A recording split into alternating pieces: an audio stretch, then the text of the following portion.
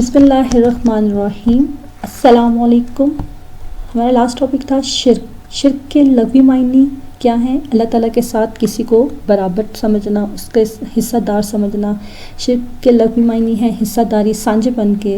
شرک کی اقسام کتنی ہیں؟ 3۔ ذات میں شرک، صفات میں شرک، صفات کے تقاضوں میں شرک۔ آج کا ہمارا ٹاپک ہے انسانی زندگی پر عقیدہ توحید کے اثرات۔ یہ آپ کو ایک لانگ کویسچن کے طور پہ بھی آ سکتا ہے، اس کو ہم ڈیٹیل میں ایکسپلین کریں گے، بعد میں اس کے شارٹ کویسچن ہم نوٹ ڈاؤن کریں گے۔ انسانی زندگی پر عقیدہ توحید کے اثرات انسان کے اندر اس کی فکر و عمل اور شخصیت میں نمایاں اور انقلابی تبدیلیاں رونما کرتے ہیں۔ عقیدہ توحید انسان میں انتہا درجے کی خودداری اور عزت نفس پیدا کر دیتا ہے۔ اس پر اعتقاد رکھنے والا جانتا ہے کہ صرف ایک خدا تمام طاقتوں کا مالک ہے، اس کے سوا کوئی نفع پہنچانے والا نہیں، کوئی مارنے اور جلانے والا نہیں، کوئی صاحب اختیار اور با اثر نہیں۔ یہ علم اور یقین اس کو خدا کے سوا تمام قوتوں سے بے نیاز اور بے خوف کر دیتا ہے۔ اس کی گردن کسی مخلوق کے آگے نہیں جھکتی، اس کا ہاتھ کسی کے آگے نہیں پھیلتا، اس کے دل میں خدا کے سوا کسی کی بزرگی کا سکہ نہیں بیٹھتا۔ عاجزی اور انکساری۔ انکسار کہتے ہیں عاجزی کو۔ خودداری کے ساتھ یہ عقیدہ انسان میں عاجزی اور انکساری بھی پیدا کرتا ہے۔ اس کا قائل کبھی مغرور اور متکبر نہیں ہو سکتا، کیونکہ وہ جانتا ہے کہ اس کے پاس جو کچھ ہے خدا کا دیا ہوا ہے، اور خدا جس طرح دینے پر قادر ہے اس طرح چھین لینے پر بھی قادر ہے۔ اس کے برعکس شرک اور کافر اپنے خیال میں یہ سمجھتا ہے کہ خداؤں اور دیوتاؤں سے اس کا خاص تعلق ہے جو دوسرے کو نصیب نہیں ہوتا۔ وسعت نظر سے مراد ہے کہ وسیع نظر۔ عقیدہ توحید پر ایمان رکھنے والا کبھی تنگ نظر نہیں ہو سکتا۔ وہ ایسے خدا کا قائل ہوتا ہے کہ زمین و آسمان کا خالق، مشرق و مغرب کا مالک اور تمام جہان کا پالنے والا ہے۔ اس ایمان کے بعد ساری کائنات میں کوئی چیز بھی اس کو غیر نظر نہیں آتی۔ وہ سب کو اپنی ذات کی طرح ایک ہی مالک کی ملکیت اور ایک ہی بادشاہ کی رعایت سمجھتا ہے۔ اس کی ہمدردی اور محبت و خدمت کسی دائرے کی پابند نہیں رہتی ہے۔ اس کی نظر ویسے ہی غیر محدود ہو جاتی ہے جیسی خود اللہ تعالیٰ کی بادشاہت غیر محدود ہے۔ یہ بات کسی ایسے شخص کو حاصل نہیں ہو سکتی جو بہت سے چھوٹے چھوٹے خداؤں کا قائل ہو، یا خدا میں انسان کی محدود اور ناقص صفات مانتا ہو، یا سرے سے خدا کا قائل ہی نہ ہو۔ استقامت و بہادری۔ استقامت و بہادری سے مراد ہے، استقامت کہتے ہیں مضبوطی کو، بہادری یعنی نہ ڈر۔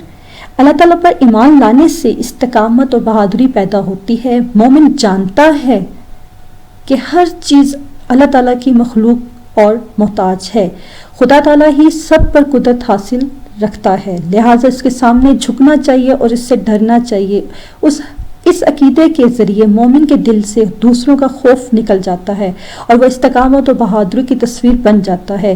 وہ کسی بڑے سے بڑے فرعون کا خوف اپنے دل میں نہیں لاتا، خواہ بدر واحد کی لڑائی ہو یا حنین و خندق۔ وہ ہر جگہ لا خوف علیہم ولا ہم یحزنون، یعنی کوئی خوف ہے اور نہ کوئی غم زدہ ہوتے ہیں کا پیکر بن جاتے ہیں۔ یعنی جو اللہ پر ایمان لاتے ہیں وہ نہ ڈر ہوتے ہیں، وہ کسی کے آگے نہیں جھکتے، ان کا خوف اور ان کا یقین اللہ ہے، وہ اللہ کے سوا کسی سے نہیں ڈرتے ہیں۔ رجایت اور اطمینان قلب۔ رجایت کہتے ہیں پر امید ہونا، اطمینان قلب سکون دل کا سکون۔ اس عقیدے کا قائل کسی حال میں مایوس اور دل شکستہ نہیں ہوتا۔ وہ ایک ایسے خدا پر ایمان رکھتا ہے جو زمین و آسمان کے سارے خزانوں کا مالک ہے، اس کا فضل و کرم بے حد اور بے حساب ہے، وہ جس کی قوتیں بے پایاں ہیں۔ یہ ایمان اس کے دل کو غیر معمولی تسکین بخشتا ہے، اس کو اطمینان بھر دیتا ہے کہ ہمیشہ امیدوں سے لبریز رہتا ہے، چاہے وہ تمام دنیا کی دور درازوں سے ٹھکرا کر آیا ہو، یا پھر ایک خدا کا سہارا کسی حال میں اس کا ساتھ نہیں چھوڑے گا۔ یہ اطمینان قلب عقیدہ توحید کے سوا کسی اور عقیدے میں حاصل نہیں۔ رجائت کسے کہتے ہیں؟ پر امید، یعنی وہ کسی بھی حال میں جو ہے وہ نا امید نہیں ہوتا ہے۔ پرہیزگاری کہتے ہیں تقوی، یعنی اللہ کا خوف۔ سب سے بڑی چیز یہ ہے کہ عقیدہ توحید انسان کو خدا کے قانون کا پابند بناتا ہے، وہ پرہیزگاری کی راہ اختیار کرتا ہے، توحید پر ایمان لانے والا یقین رکھتا ہے کہ خدا ہر چھپی اور کھلی چیز سے باخبر ہے، وہ ہماری شاہ رگ سے بھی زیادہ قریب ہے، اور اگر ہم رات کے اندھیرے میں اور تنہائی کے گوشے میں کوئی بھی گناہ کریں تو خدا تعالیٰ اس سے واقف ہوتا ہے، اسے ہر چیز کا علم ہوتا ہے۔ اگر ہمارے دل کی گہرائی میں بھی اگر کوئی برا ارادہ پیدا ہو تو خدا تک اس کی خبر پہنچ جاتی ہے۔ ہم سب سے چھپا سکتے ہیں مگر خدا کی پکڑ سے بچنا غیر ممکن ہے۔ یہ یقین جتنا مضبوط ہوگا اتنا ہی انسان اپنے خدا کے احکام کا مطیع و فرمانبردار ہو جائے گا، اور وہ ظاہر اور باطن ہر لحاظ سے اپنے آپ کو گناہوں سے دور رکھے گا۔ صبر و توکل، یہ اعتقاد انسان میں عزم، حوصلہ اور صبر و توکل کی زبردست طاقت پیدا کر دیتا ہے۔ وہ جب خدا کی خوشنودی کے لیے دنیا کے بڑے سے بڑے کام سر انجام دینے کے لیے اٹھتا ہے تو اس کے دل میں یہ یقین ہوتا ہے کہ میری پشت پر زمین و آسمان کے بادشاہ کی قوت ہے۔ یہ خیال اس میں پہاڑ کی سی مضبوطی پیدا کر دیتا ہے، اور دنیا کی ساری مشکلات اور مصیبتیں اور مخالف طاقتیں مل کر بھی اس کو اپنے عزم سے نہیں ہٹا سکتی۔ قوت و شجاعت، قوت طاقت کو کہتے ہیں۔ عقیدہ توحید انسان کو بہادر بنا دیتا ہے۔ آدمی کو بزدل بنانے والی دراصل دو چیزیں ہوتی ہیں، ایک تو جان مال اور دوسرے بال بچوں کی محبت۔ دوسرا یہ خیال کہ خدا کے سوا کوئی اور ماننے والا ہے، اور یہ کہ آدمی اپنی تدبیر سے موت کو ٹال سکتا ہے۔ عقیدہ توحید ان دونوں چیزوں کو دل سے نکال دیتا ہے۔ یہی وجہ ہے اللہ پر ایمان رکھنے والے سے زیادہ بہادر دنیا میں کوئی نہیں ہوتا۔ جب وہ خدا کی راہ میں لڑنے کے لیے بڑھتا ہے تو وہ اپنے سے 10 گنا طاقت کا بھی منہ پھیر دیتا ہے۔ اس کے برعکس مشرک اور کافر موت سے بھاگتا ہے اور موت اس کے پیچھے بھاگتی ہے۔ قناعت و بے نیازی، عقیدہ توحید انسان میں قناعت اور بے نیازی کی شان پیدا کر دیتا ہے۔ حرص، ہوس اور رشک و حسد کے رقیق جذبات اس کے دل سے نکال دیتا ہے۔ کامیابی حاصل کرنے کے ناجائز اور ذلیل طریقے اختیار کرنے کا خیال تک اس کے ذہن میں نہیں آتا۔ وہ سمجھتا ہے کہ رزق اللہ کے ہاتھ میں ہے، جس کو چاہے دے اور جس کو چاہے زیادہ دے، جس کو چاہے کم دے۔ عزت، طاقت اور ناموری اور حکومت سب کچھ خدا کے اختیار میں ہے۔ ہمارا حق صرف اپنی حد تک جائز کوشش کرنا ہے، اور کامیابی اور ناکامی خدا کے فضل پر موقوف ہے۔ حقیقی نجات و فلاح، حقیقی نجات و فلاح کے لیے ایمان اور عمل صالح دونوں لازم ہیں، جیسے کہ قرآن مجید میں بار بار ارشاد ہوتا ہے الذین آمنوا وعملوا الصالحات، جو ایمان لائے اور جنہوں نے نیک عمل کیے۔ جس طرح کوئی درخت اپنے پھل سے پہچانا جاتا ہے، اسی طرح ایمان کی پہچان نیک عمل سے ہوتی ہے۔ اگر کوئی شخص زبان سے ایمان کا دعویٰ کرتا ہے مگر اس کے اعمال اچھے نہیں تو یہی سمجھا جائے گا کہ ایمان اس کے دل میں پوری طرح گھر نہیں کر سکا۔ الغرض عقیدہ توحید اس بات کا تقاضا کرتا ہے کہ نیک اعمال بجا لائے جائیں اور برے اعمال سے بچا جائے، اور انسان اسی طرح اپنی حقیقی نجات کو بھی پہنچ جاتا ہے، یعنی اس کی دنیا بھی بہت اچھی اور آخرت بھی بہت اچھی۔ مثالی معاشرہ اسی وقت صحیح معنوں میں انسانی معاشرہ بن سکتا ہے جب لوگوں کے اعمال درست ہوں۔ توحید پر ایمان عمل صالح کی بنیاد فراہم کرتا ہے، کیونکہ انسان کے تمام اعمال اس کے دل کے تابع ہوتے ہیں۔ اگر دل میں ایمان کی روشنی موجود ہو تو عمل صالح ہوگا، اور معاشرہ چونکہ افراد کا مجموعہ ہے اس لیے افراد کے اعمال کی درستگی سے ایک مثالی معاشرہ وجود میں آئے گا۔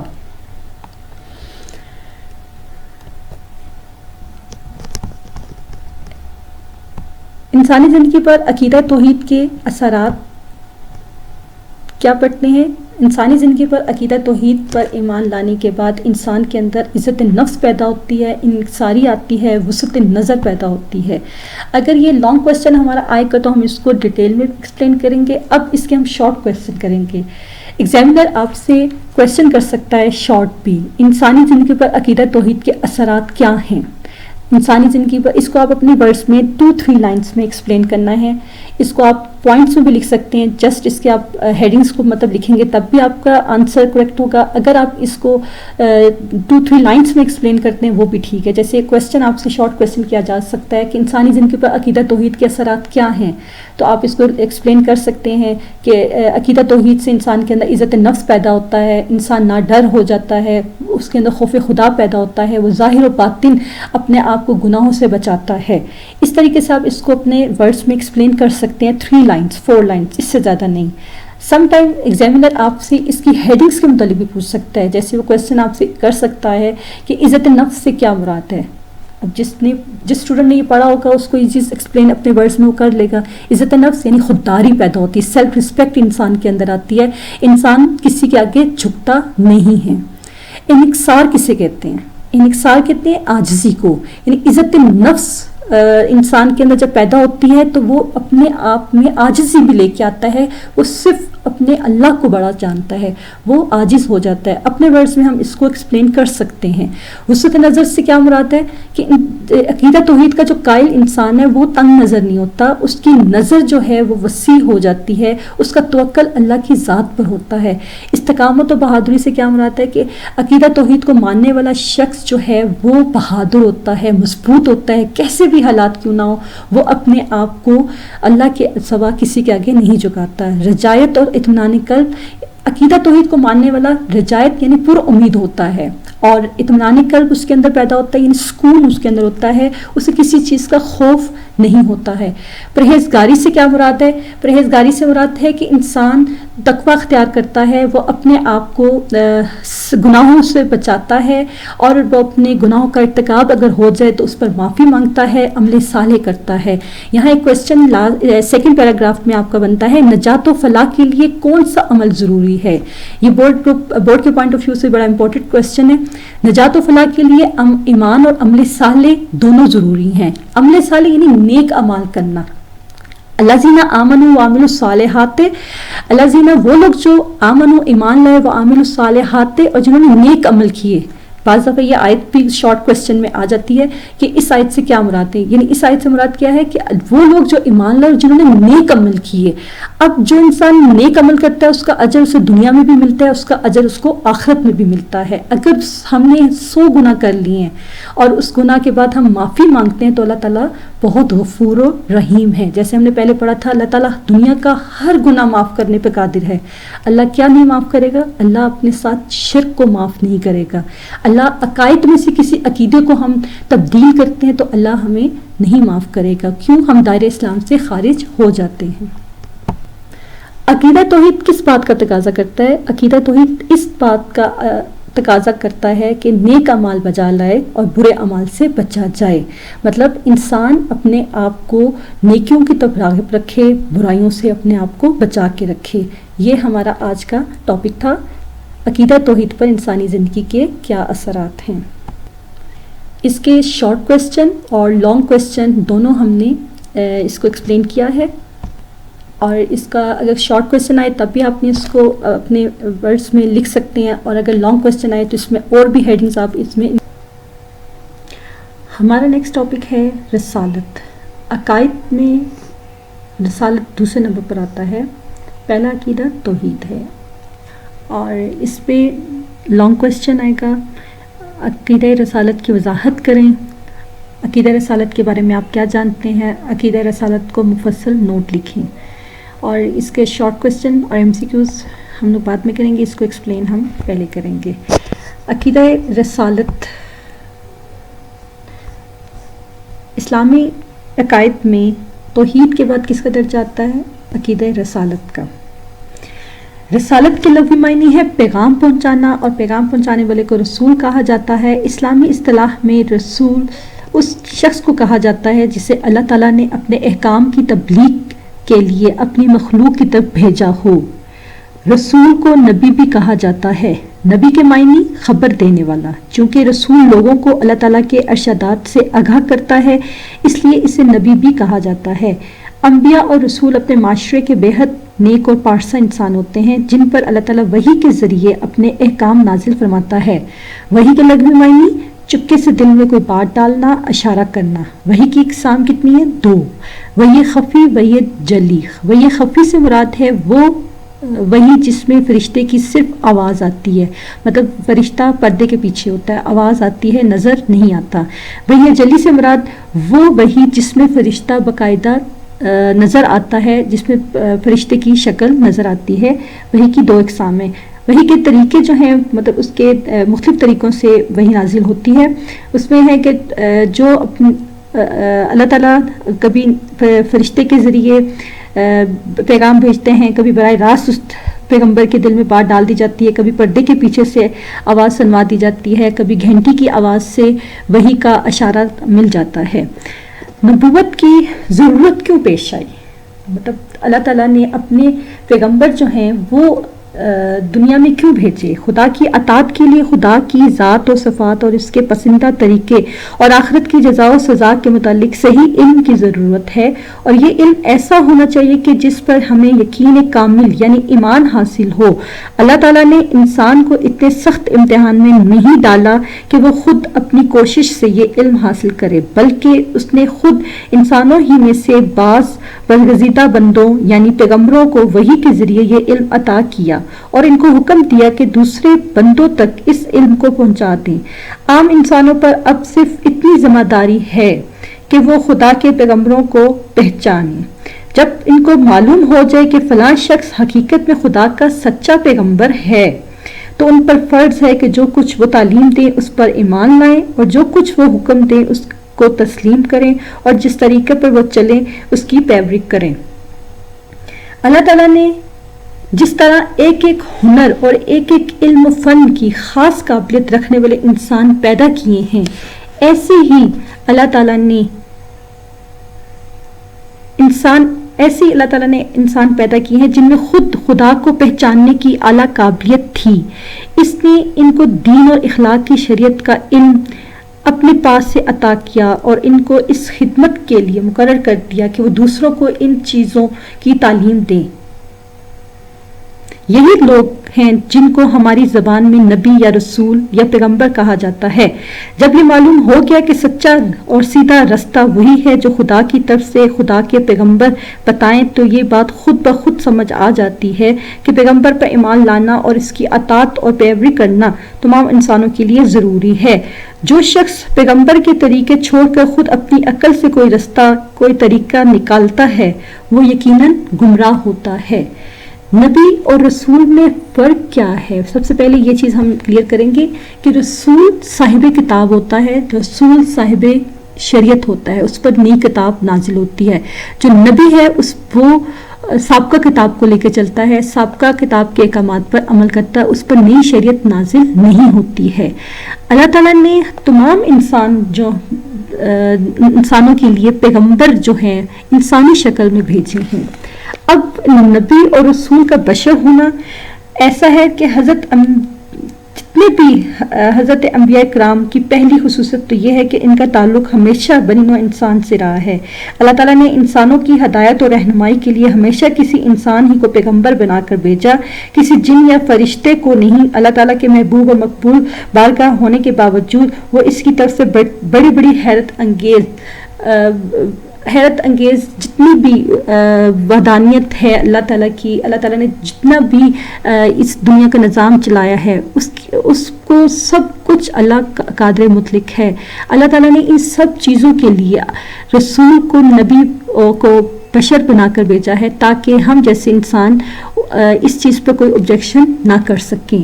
اس کے لیے ضروری عمل یہ ہے کہ ایک انسان، ایک عام فہم انسان اعتراض نہ کر سکے کہ میں اس چیز پر ایمان نہیں لے کر آتا کہ یہ رسول جو ہے نعوذ باللہ فرشتہ ہے، یہ رسول جو ہے نعوذ باللہ جن ہے یا کسی اور مخلوق سے تعلق رکھتا ہے، اور یہ کام تو صرف یہ لوگ کر سکتے ہیں، میں تو انسان ہوں۔ آج ہم عام فہم انسان اس چیز کا انکار نہیں کر سکتے، کیونکہ اللہ نے جتنے پیغمبر بھیجے ہیں وہ ہر جو بندہ ہے وہ انسانی شکل میں ہی پیدا ہوا ہے، اور اللہ تعالیٰ نے ہر امت میں سے رسول پیدا کیے ہیں کہ کوئی امت یہ اعتراض نہ کرے کہ ہمارے پاس کوئی ہدایت دینے والا نہیں آیا۔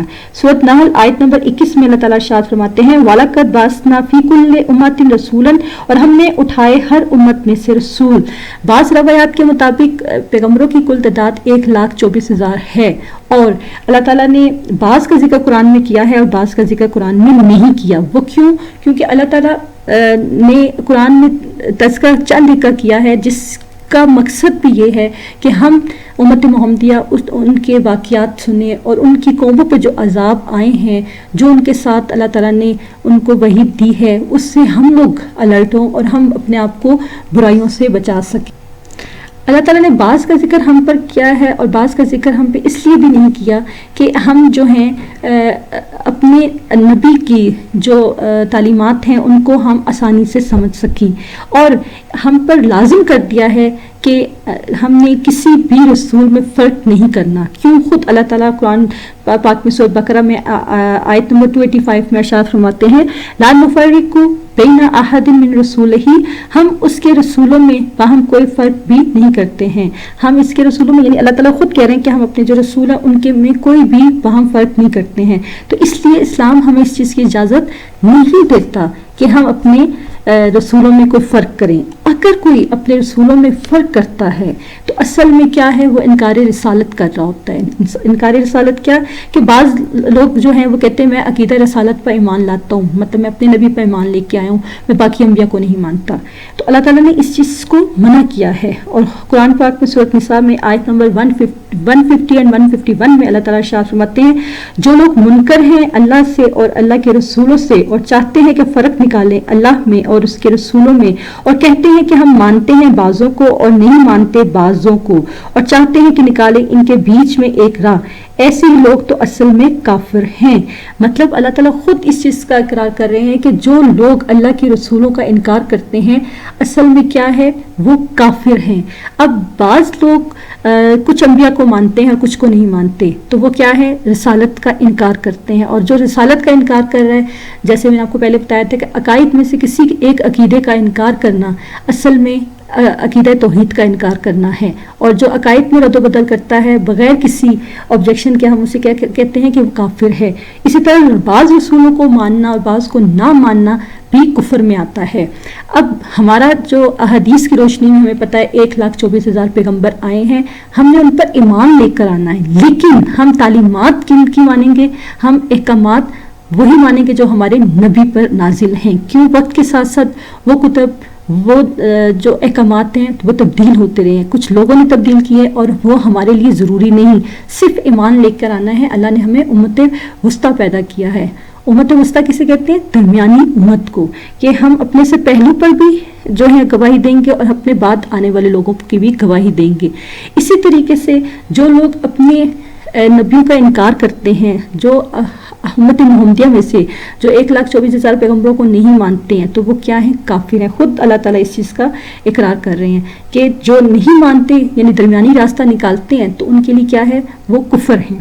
تو کفر کیا ہے کہ وہ اللہ کے ساتھ اللہ کے احکامات کو نہیں مانتے، وہ کسی نہ کسی کو شریک ٹھہراتے ہیں۔ جیسے کہ اللہ تعالیٰ نے 4 مشہور رسول ہمیں نام بتائے ہیں، مطلب 4 مشہور آسمانی کتابیں ہیں، تورات، زبور، انجیل، قرآن مجید۔ تورات حضرت موسیٰ پہ نازل ہوئی، زبور حضرت داؤد علیہ السلام پر نازل ہوئی، انجیل حضرت عیسیٰ علیہ السلام پر، اور قرآن مجید حضرت محمد صلی اللہ علیہ وسلم پر۔ اب یہ 4 رسولوں پر ہمارا ایمان ہے، 4 کتب ہیں، لیکن احکامات ہم کس کے مانیں گے؟ صرف اور صرف قرآن کے۔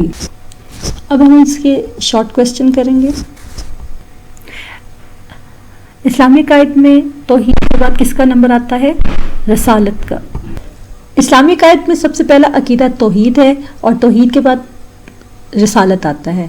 رسالت عقائد میں کس نمبر پر ہے؟ دوسرے نمبر پر ہے۔ رسالت کے لفظی معنی کیا ہے؟ پیغام پہنچانا۔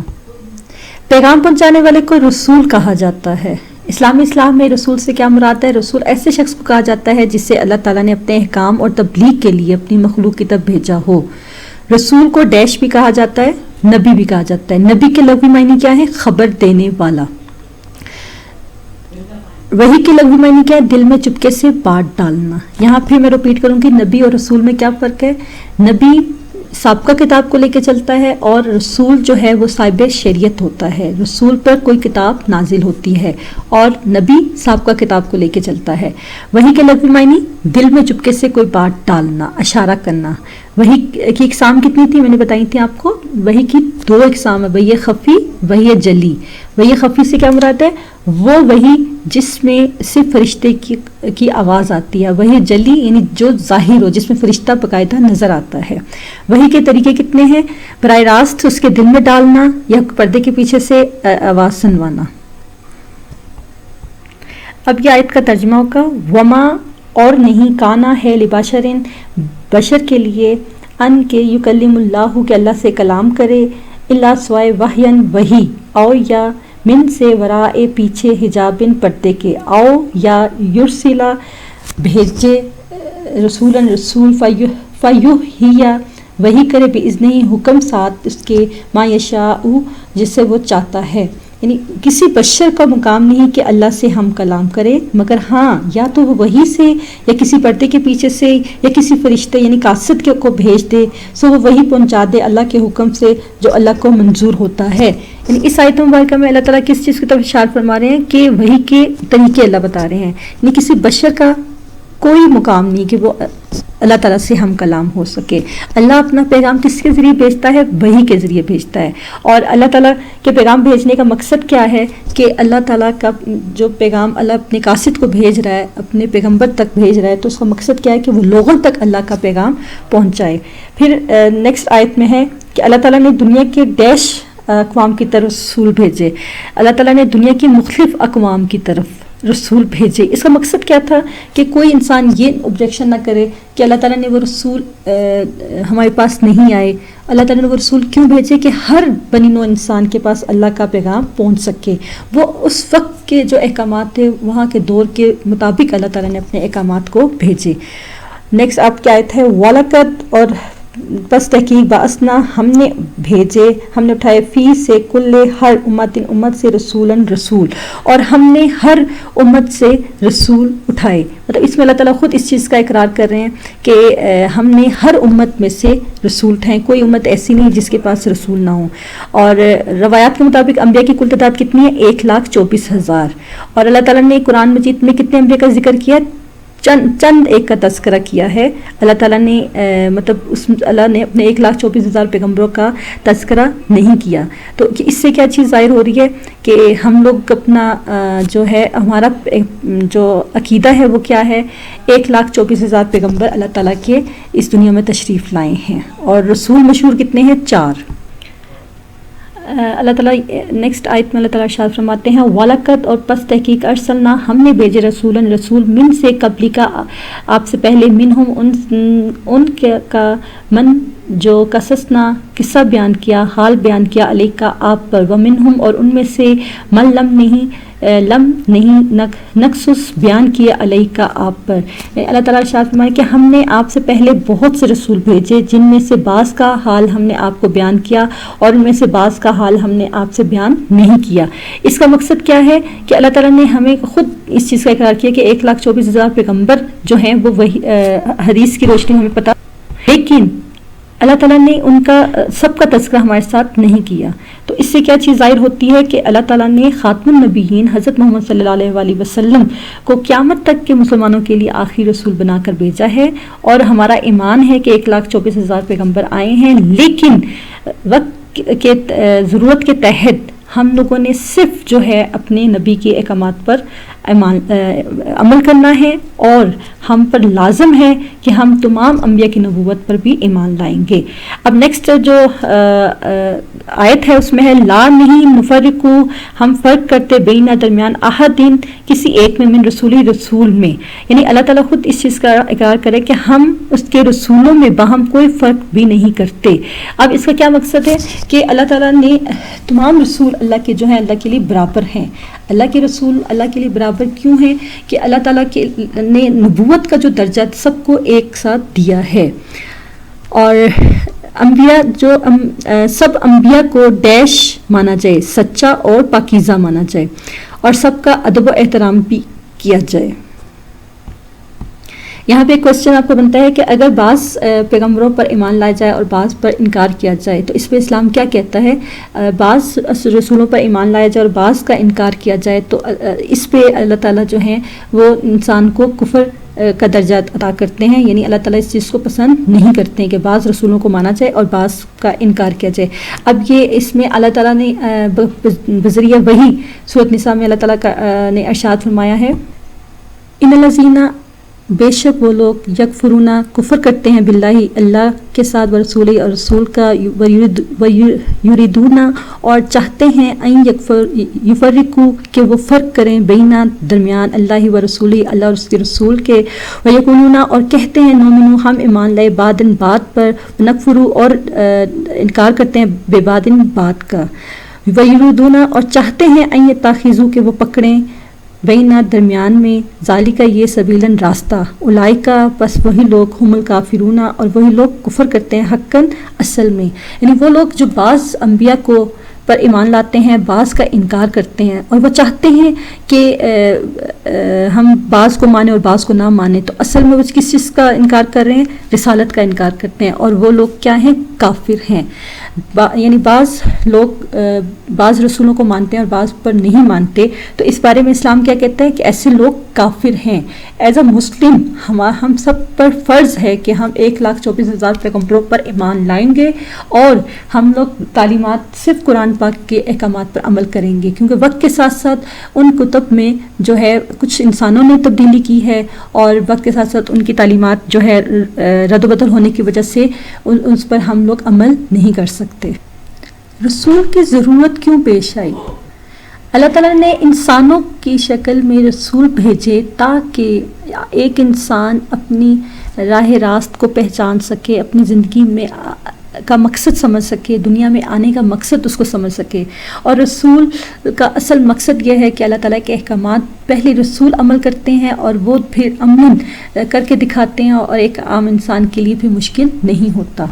اللہ تعالیٰ ارشاد فرماتے ہیں، وَأَنزَلْنَا، اور ہم نے اتاری، علیکا، آپ پر، ذکر یاداشت، لِتُبَيِّنَ، کہ کھول دے، بیان کر دے، لِلنَّاسِ، لوگوں پر، ما نُزِّلَ، جو ہم نے نازل کیا، علیہم، ان کے واسطے، یعنی ہم اللہ تعالیٰ خود اس چیز کی طرف اشارہ کر رہے ہیں کہ ہم نے اتاری ہے یاداشت، اور تاکہ کھول دے لوگوں کے سامنے وہ چیز جو اتاری ہے ان کے واسطے، کہ اللہ تعالیٰ اپنے پیغمبروں کو پر جو کتاب نازل کرتا ہے، جو احکامات دیتا ہے، اس کا مقصد کیا ہے کہ وہ چیز کھول کر آسانی سے لوگوں کو بیان کی جائے، ان کی زبان میں بیان کی جائے، اور اس میں آسانی سے لوگوں کو سمجھ آ سکے۔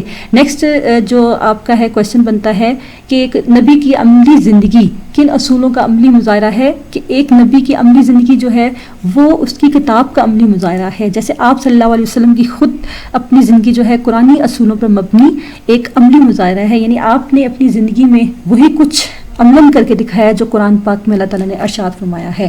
اور اس کا مقصد کیا تھا کہ لوگوں کو عمل پہلے آپ نے کیا تاکہ لوگ اس پر بآسانی عمل کر سکیں، اور آج ہم ایک عام فہم انسان اس پہ آبجیکشن نہیں کر سکتا کہ یہ کام میں نہیں کر سکتا، یہ تو رسول کر سکتا ہے، اور رسول جو ہے وہ تو بشر نہیں ہے، تو میں بشر ہوں۔ لیکن آج ہم یہ کہتے ہیں کہ ہمارے نبی جو ہیں وہ اللہ نے ان کو انسانی شکل میں بھیجا، بشر تھے، اور انہوں نے اپنے آپ کو سے لوگوں کو مطلب یہ عمل کر کے پہلے خود بتایا قرآنی تعلیمات پر، پھر تاکہ لوگ اس پر آسانی سے عمل کر سکیں۔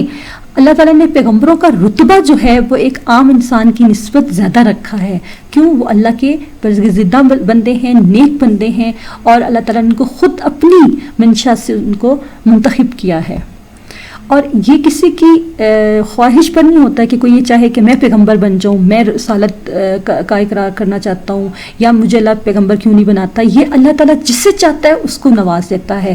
اب اس عظیم مقصد کی تکمیل کے لیے کیا چیز ضروری ہے؟ کہ اس عظیم مقصد کے لیے ضروری ہے کہ بنی نوع انسان میں سے ہی ایک فرد ایسا کامل ہو جو تمام انسانوں کی مشکلات، مجبوریوں کو سمجھے، اس کا سامنا کرے، اور پھر اللہ تعالیٰ کے احکامات کے مطابق ان کو زندگی گزارنے کا ذریعہ بنے۔ اور اس کا مقصد کیا ہے کہ یہ ایک عام انسان نہیں کر سکتا۔ اللہ تعالیٰ جس کو یہ فہم عطا کرتا ہے، اللہ جس کو یہ ہدایت دیتا ہے، تو وہ وہی یہ کام کر سکتا ہے۔ اس لیے ہم ایز اے مسلم ہمارے اندر بھی یہ چیز ہونی چاہیے کہ ہمیں اللہ تعالیٰ سے ہدایت کی دعا رکھنی چاہیے کہ اللہ تعالیٰ ہمیں ہدایت دے اور دین کی سمجھ عطا کرے. جب اللہ تعالیٰ کسی کے ساتھ بھلائی کا ارادہ چاہتا ہے تو اسے دین کی سمجھ عطا کرتا ہے اور اس کے لیے وہ دین سمجھنا آسان ہوتا ہے اور اس پر عمل کرنا اس سے بھی زیادہ آسان ہوتا ہے.